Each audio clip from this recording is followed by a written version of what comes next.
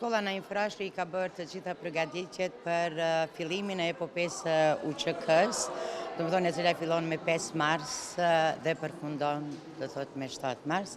Përgatitjet janë bërë, ndërsa ora e parë është mbajtur, do të thonë kryesisht kushtuar epopesë së UÇK-s. Edhe këngën e babushit gjithmonë adhem sa ardhim kujtojnë ato gjana. Kujtojnë ajo këngë?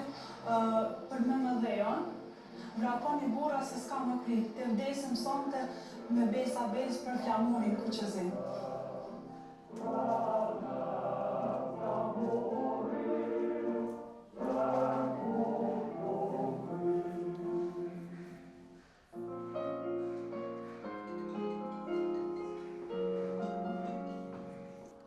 Së bashku me të shoqin, ata të tre vinë çdo fundjavë në Prekaz, aty ku jeton vëllai tashmë I vetëm Bekimi. Besarta dhe Bekimi janë të vetmi trashëgimtar nga 9 fëmijë që kishte Hamaz Jashari. Ajo e vetmi e mbijetuar e marsit 1998, ndërsa I dërguar qëllimisht nga jati në Gjermani gjatë viteve të luftës, sikur ta kishte parashikuar fatin e të tjerëve. Kujtimi I ritakimit me të motrën qershorin apo ati viti I përlot syt. Sa ishte edhe ishte edhe krenare. Pas një përqatimit gjatë dhe mund të them në shkar, pa më të stite për lotë dhe sene, po ishte një ndjenë për që mund të zën kësa shkëndia për një jetë të re në Kosovën e pas luftës për një krijem familje të reja, një vullnet për jetë, do të si për mua që unë kisha një motrë, po si për motrën besatën që I jenë të familjatë.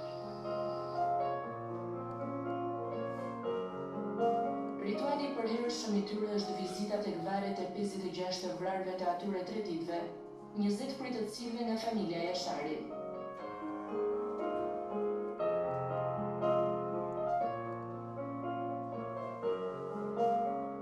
Në rrugën mes shtëpisë dhe memorialit që I lidh vija simbolike I gjakut të derdhur për liri, ecin me kokën lart.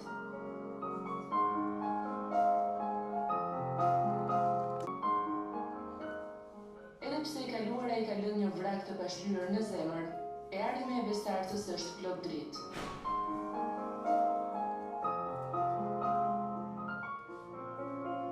Të 5 marsit 1998 u sulmua sërish nga ushtria jugoslave dhe forcat policore. Forcat serbe përbëheshin nga transportues të blinduar dhe pjesëtar të policisë, të mbështetura nga artilleria në një fabrik municioni në afërsi. Lagjen Jashari e kishin rrethuar rreth 8.000 trupa. Sulmi